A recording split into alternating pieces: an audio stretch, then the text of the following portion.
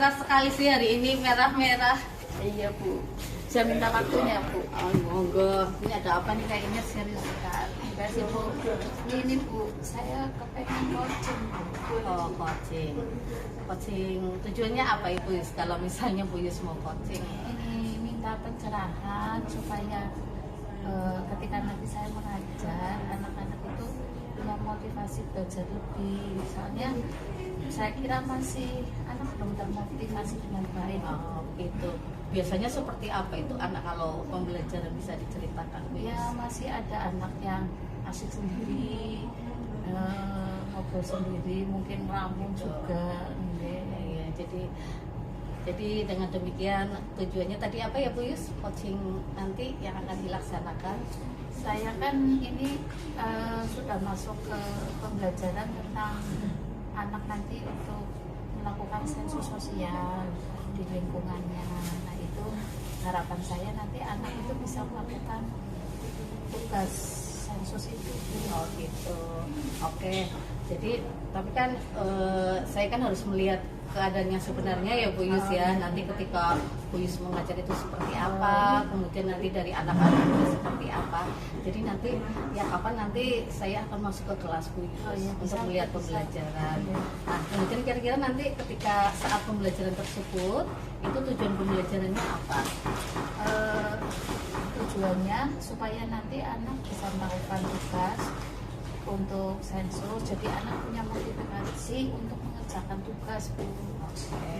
Itu tujuan pembelajarannya. Nah, kemudian selama pelaksanaan pembelajaran kan seperti tadi kata Bu Yus, itu motivasi anaknya kan agak kurang ya. Nah, dari keseluruhan pembelajaran itu nanti kira-kira area mana yang ingin Bu Yus tingkatkan? Areanya ya itu agar anak itu nanti berani Bu mau melakukan, karena ini kan sensus keluar ya Bu, observasi di lingkungan mereka, itu anak bisa melakukan itu Bu, terus kemudian bisa mencapai tugasnya dengan baik. Iya, berarti supaya anak lebih mandiri ya, kemudian lebih kreatif, lebih inovatif ya seperti itu.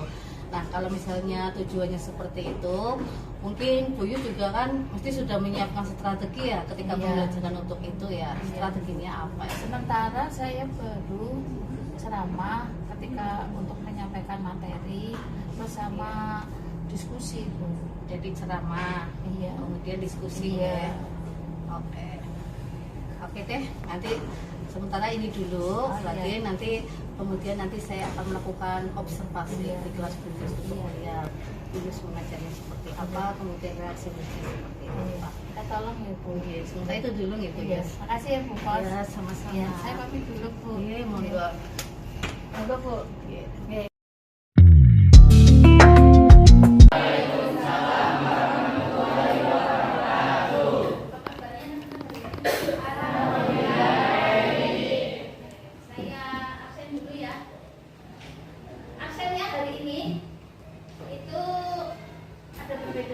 Kalau biasanya dijawab hadir, tidak hadir, kalau nggak tidak hadir nggak jawab ya. Berarti kamu harus menjawabnya dengan kata-kata optimis seperti ini. Oke? Saya panggil ya. Adik. Semangat. Oke. Apa? Stres. Stres Bu. Ainun. Senang. Oh ya senang. Ajeng. Bersyukur. Sahid. Happy. Apa? Happy. Sepi. Happy. Sahid. Sudah. Al. Piano. Sholat. Saya sholat. Dan hari Jumatan ya. Ya. Ananda. Ikhlas. Aprilia. Ya. Dwi. Sedih. Tinggal malam mingguan kesepian. Terus Esa. Oh iya. Kok gak jawab biasa ya? Pengen makan, Bu. Bikin makan dari lapar. Hamidin kate. Ngantuk. Ngantuk. Imelda. Pengen tidur. Aku jodoh ya. Tentang sensus ekonomi. Kita kan kipas untuk bab apa ya, kompetensi yang kelima, kita bahas tentang ada proyek untuk sensus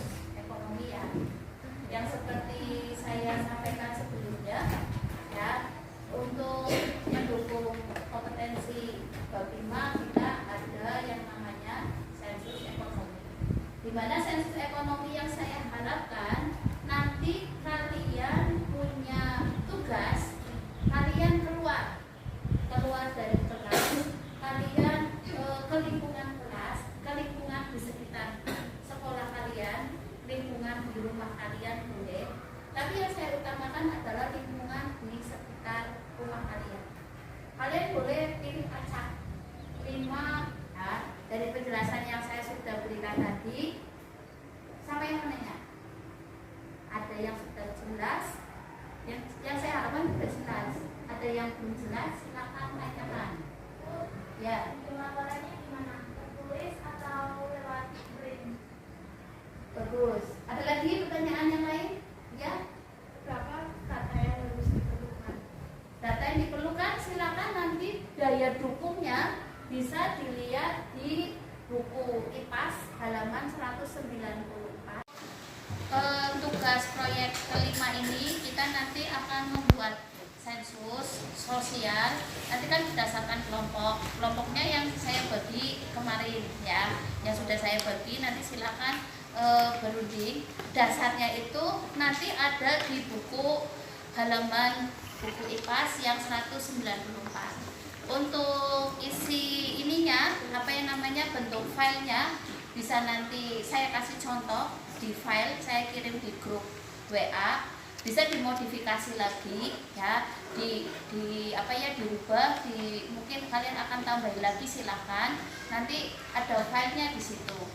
Ini adalah contoh untuk survei sosialnya ya. Ini dalam bentuk yang sudah saya print ya. Di sini ada, nanti dibuat dulu untuk judul, ditulis judul, nanti ada langkah kerja, dan terus kemudian ditulis juga alat dan bahan yang diperlukan untuk survei yang jelas.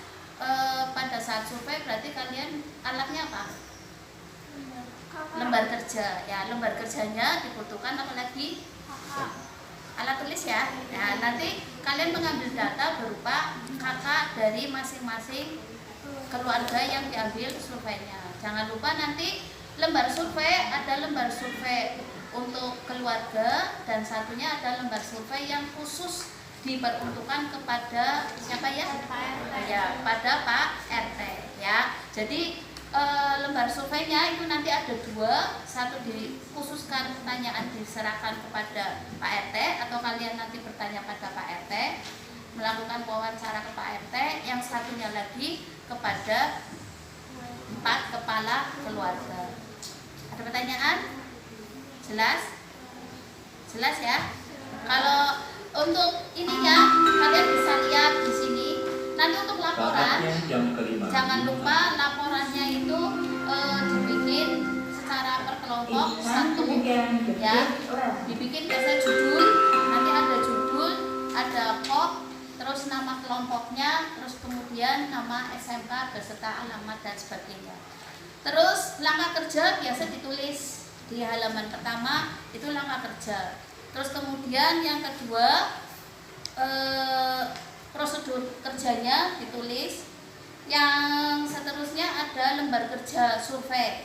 Lembar kerja survei kalian tulis kosongan ya, jadi di awal itu masih kosongan. Lembar kerja survei untuk Pak RT dengan lembar kerja untuk keluarga, ini masih kosongan. Nanti kalau sudah selesai ditulis hasil analisisnya. Hasil analisisnya kalian tulis di situ, terus kemudian kesimpulannya ditulis, dasarnya, dasar penulisan analisis pengamatan dengan kesimpulan itu dasarnya adalah lampiran dari lembar kerja atau lembar survei yang sudah dilakukan. Paham ya? Itu jadi pembuatan laporan itu dilakukan setelah kalian melakukan survei. Jadi langkah pertama kalian survei dulu, lembar kerjanya sudah sesuai. Lembar kerja survei tidak harus diketik, biar real berarti ditulis dengan tangan ya, minta tanda tangan, terus kemudian ditandatangani oleh setiap kepala keluarga yang kalian survei. Misalnya kepala keluarganya tidak ada di Jakarta, ya nggak apa-apa, atau kerja keluar kota nggak apa-apa, kalian minta yang ada di rumah. Misalnya kepala keluarganya bapaknya sudah tidak ada, almarhum, atau mungkin sudah pisah, ya berarti yang jadi kepala rumah tangga adalah ibu ya. Kalau sudah kalian pahami dari ini nanti silakan dilihat lembar kerjanya yang sudah saya kirim filenya ya. Kalian bisa memulai survei dari sekarang ya. Silakan kalian berdasarkan kelompoknya dibagi. Kalian survei di lingkungan sekolah ya. Kalian mencari kepala keluarga di lingkungan sekolah, tapi catatan kepala keluarganya jangan sama setiap kelompok. Jelas ya? Jelas ya? Silakan bisa dikerjakan mulai sekarang. Ke kantin, saya dari SMK 2 mau servis penduduk pas jadi lulus gitu. Terus di sini ada beberapa daftar survei yang harus dijawab. Salah satunya identitas kepala keluarga. Di sini nama kepala keluarganya siapa? Kami Permadani. Terus tempat tanggal lahir Tegal 19 September.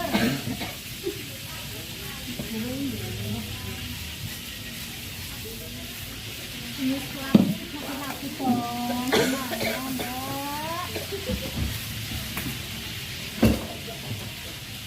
Aku dulu Mbak Edina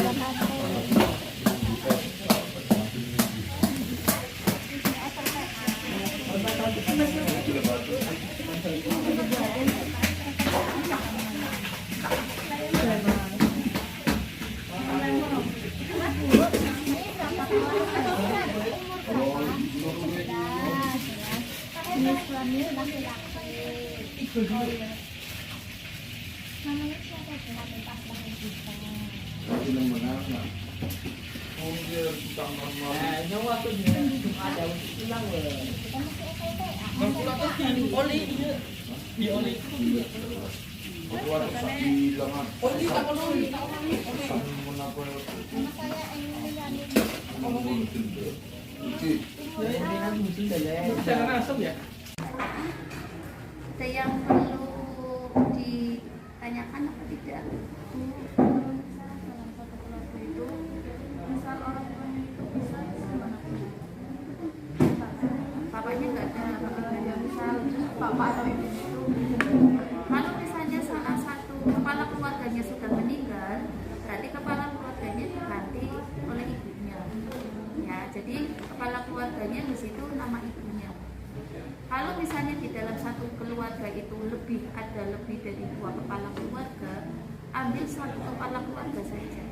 Ya, jangan di rumah itu ada 2 kepala keluarga, misalnya bapak, terus anaknya ada sudah menikah di satu rumah. Berarti kamu pilih salah satu, mau keluarga bapaknya apa keluarga anaknya saja. Assalamualaikum warahmatullahi wabarakatuh.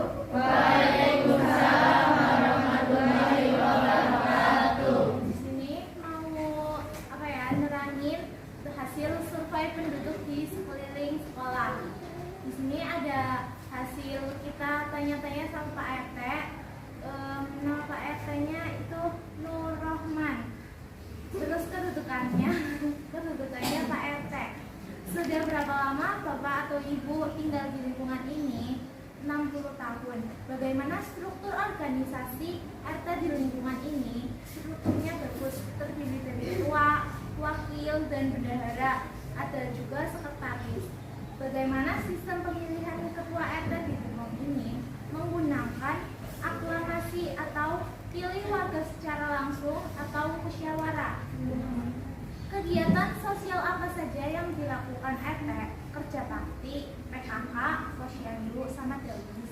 Terus apakah sistem pemilihan di wilayah? Terus hasil analisis dari pengamatan kondisi sosial ekonomi di tempat tinggal saya berbeda. Ada yang memang sudah mampu juga, ada yang belum. Tetapi masyarakatnya tetap dibutuhkan saling menghargai dan membantu sesama. Kondisi pendidikan di tempat tinggal saya memang rata-rata hanya lulusan SD, tetapi anak-anak pada di lingkungan saya sudah terjamin akan pendidikannya. Kesimpulan, sensus yang telah dilakukan yaitu kita menjadi tahu kondisi sosial, ekonomi, dan tingkat kesejahteraan masyarakat di lingkungan tempat tinggal kita. Terima kasih.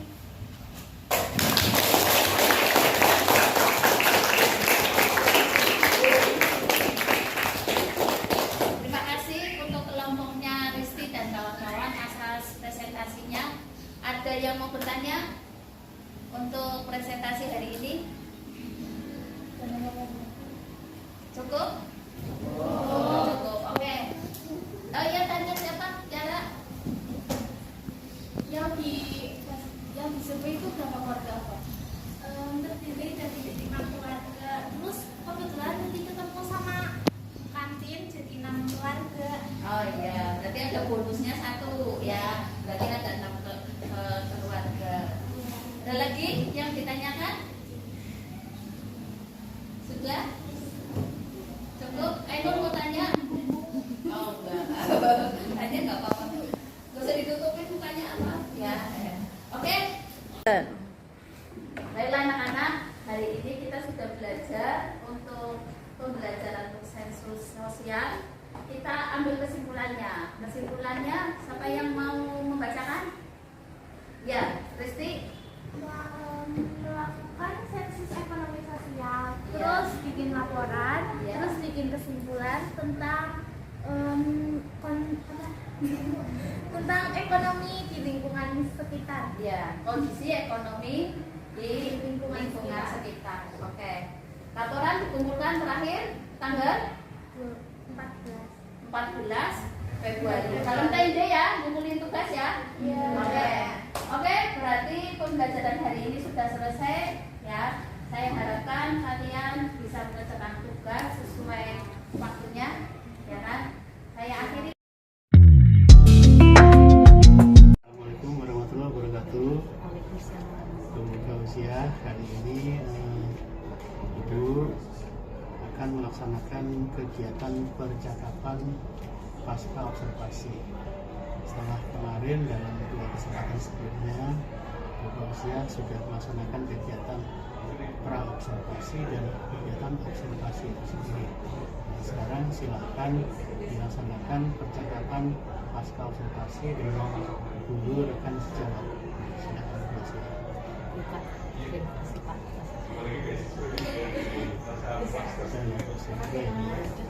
Selamat ya Bu Yus ya.